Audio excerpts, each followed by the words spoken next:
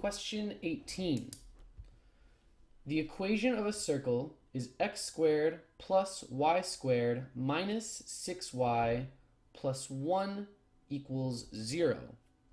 What are the coordinates of the center and the length of the radius of this circle?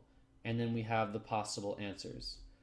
So to do this question, first thing over here, I'm just going to rewrite the equation. So I've got x squared plus y squared minus 6y plus 1 is equal to 0.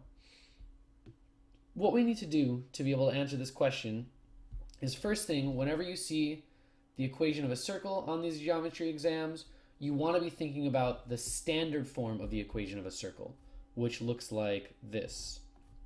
X minus h squared plus y minus k squared is equal to r squared. And in this, the reason the standard form is useful and nice is because h and k, these are constants, and they give me the center of my circle, which is at the coordinates hk, and r is also a constant, and it gives me my radius.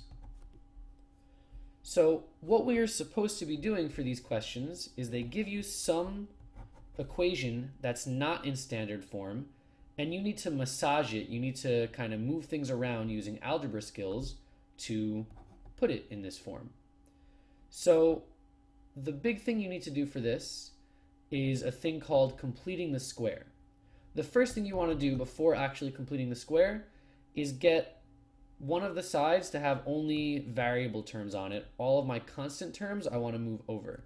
So here I'm going to take away minus 1 from both sides, and I will rewrite this as now x squared plus y squared minus 6y is equal to negative 1.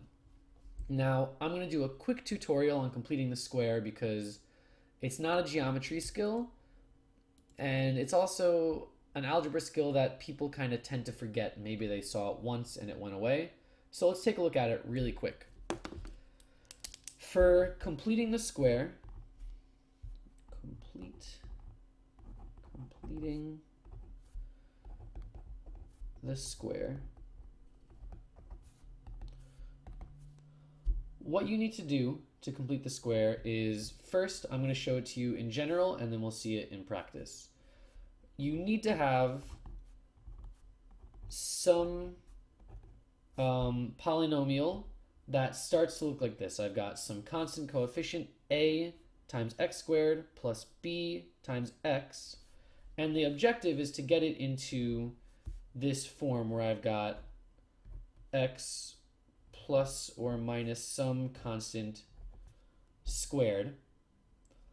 But to do that, I need to add some extra thing over here. The term that you're going to add is as follows. So I will add b over 2a squared. So this b just comes from the coefficient in front of my variable with an exponent of 1. The 2 is just always there. The a comes from the coefficient of my variable to the second power, and I square that. So I need to add it here, and then I factor that, and it'll get me what my answer is over here. So to see an example of what this is, what this would look like in practice, I'll kind of make a little place here for me to write it. This is going to become, I'm going to take this b in front of my y exponent that has nothing in front of it, so this is going to be 6 over 2a, well this is 1, so it's just 6 over 2 squared. That becomes 6 divided by 2 is 3 squared, so this is going to be 9 is what I want to add. So here I'm going to add 9. Now this is still an algebra problem, so adding the 9, doing all this to figure out what I want to add, isn't the actual adding. It's just to figure out, this completing the square decides for you what number I want to add. But then if I add it to the left, I still need to add it to the right.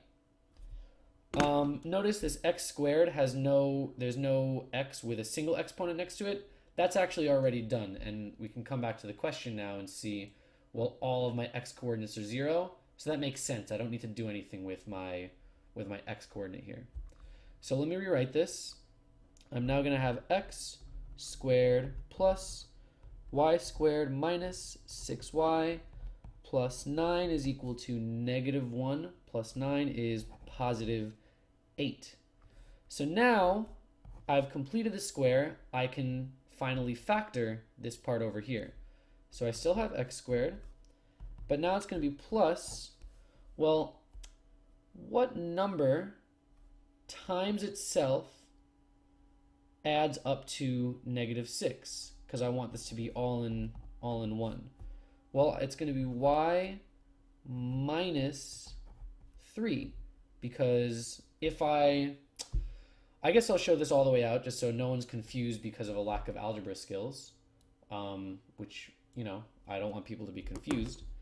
So here, this is y minus 3 squared. The reason this works for this factoring is because if I say y minus 3 times y minus 3, because it's y minus 3 squared, I can do the distribution here, FOIL, first, outer, inner, last. And this becomes, well, the first gets me y squared. The outside gets me minus 3. So this will be minus 3y. The inside gets me, again, minus 3. Let me move the question away for a little while more. And the inside gets me minus 3y. And the outside, -3 times -3, positive 9. And if I rewrite this, putting all my like terms together, I get y squared minus 6y plus 9, which is why, over here, y squared minus 6y plus 9, y squared minus 6y plus 9. That's why when I factor this, it comes out to being y minus 3 squared. And so finally, we've got our circle equation into standard form. This tells me that my center is at, well, it's x minus 0, which is why it's x squared. My center is at 0. If it's a minus 3, that means it is positive 3 over here. And my radius, well, this 8 is equal to my r squared according to our circle formula. So if 8 is r squared, r will be equal to the square root of 8. The square root of 8 I can break up into root 4 times 2 is still equal to r. This can be broken down even further to root 4 times root 2 equals r. And this is 2 root 2 equals r. So now I have my radius is 2 root 2. My center is 0, 3. And we can see then that our answer is number 1. Center, that highlighting is not working. Center is 0, 3 and radius 2 root 2.